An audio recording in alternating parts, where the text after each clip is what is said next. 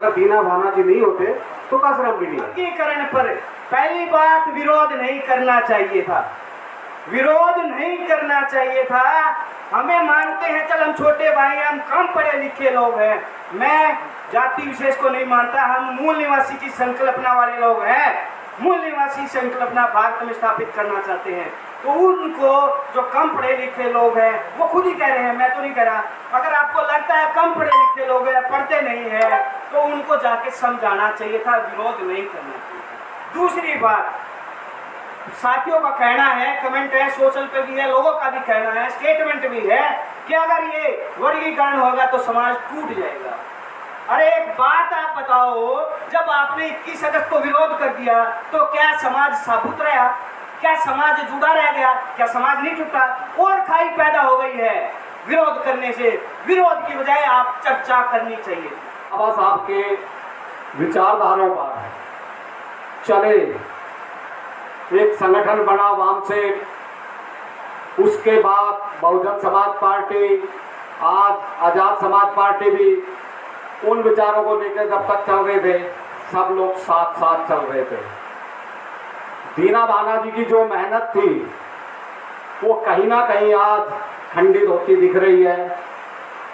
और इस वर्गीकरण में क्या मिलेगा यह तो अभी डिसाइड हुआ ही नहीं। एक कोर्ट का फैसला आया और हम लोग आपस में उलझ रहे हैं। यहाँ बाबा साहब की विचारधारा से भी हम लोग भटक रहे हैं। बाबा साहब ने तो जाति विहीन देश बनाना चाहा था और हम अपनी अपनी जाति की लड़ाई लड़ रहे हैं। तो कहीं ना कहीं जब जाति की बात हम करेंगे तो हम बाबा साहब की विचारधाराओं से भटक रहे हैं। भटकते भटकते कहाँ पहुँचेंगे ये अभी कुछ नहीं जानते। जितनी भी राजनीतिक पार्टियां हैं वो समय समय पे अपने फार्मूले आजमाती आई हैं। राम मंदिर उनका फेल हो गया, 370 धारा वो लागू हो चुकी, अब कोई मुद्दा नहीं बचा। तो उन्होंने इस बहुजन मूवमेंट को तोड़ने का काम जो किया है, क्योंकि अभी लोकसभा के चुनाव में जो जनशक्ति बहुजन समाज ने दिखाई थी, उसको कहीं ना कहीं उस शक्ति को रोकने का काम जो है वो नजर आ रहा है। खास तौर से जिनको राजनीति करनी थी उनको तो इन विषय में बोलना ही नहीं चाहिए था।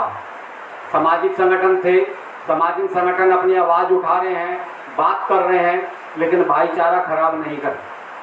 लेकिन कहीं ना कहीं जब राजनीति ज़्यादा हद से ज़्यादा हो जाती है, जिसको कुछ भी नहीं पता, वो लोग सोशल मीडिया पे बयानबाजी, गाली गलौज, इस तरीके की जब आवाज़ें उठाएंगे तो कहीं ना कहीं वो भाईचारा हमारा खराब हो रहा है।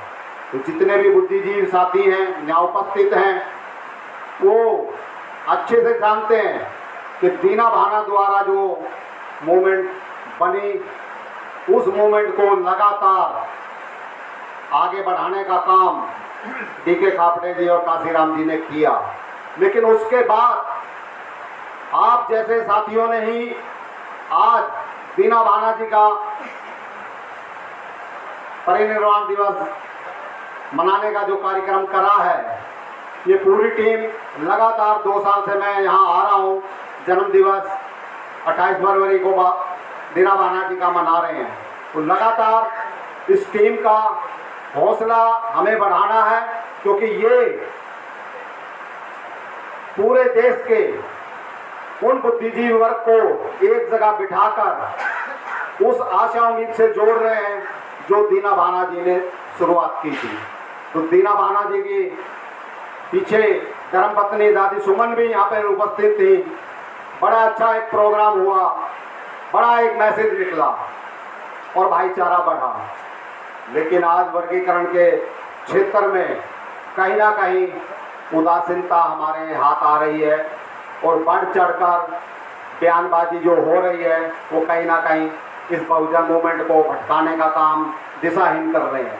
तो आप जैसे जो बुद्धि साथी हैं, बुद्धिजीवी साथी हैं, उनका सबसे पहले ये कर्तव्य बन जाता है कि इस समाज को बिखरने ना दिया जाए।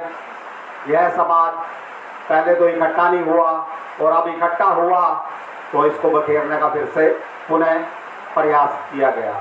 ये लगातार हमारे बीच में देखने को मिलता आ रहा है। बहुजन समाज पार्टी, आजाद समाज पार्टी, दो पार्टियां खड़ी हुई तो लगा था कि एक एससी वर्ग की भाई अपनी एक टीम है, लेकिन एससी वर्ग में अगर एक ही जाति का आप गुणगान करेंगे तो बाकी जातियों को ठेस लगेगी, और जब ठेस लगेगी तो टूटने का ही काम होता है। जिनके घर शीशे के होते हैं वो दूसरों पे पत्थर नहीं फेंकते, लेकिन यहाँ तो जो शीशे के महल में रह रहे हैं वही पत्थर फेंक रहे हैं, तो टूटना लाजमी है। तो इन सब बातों को लगातार सोशल मीडिया पे, ग्राउंड पे हम सब देख रहे हैं। हमारे जो युवा हैं, एक गर्म जोश है उनमें, हर कोई चाहता है कि हमारी हिस्सेदारी सुरक्षित हो। तो भाई उस आवाज़ को उठाना चाहिए था।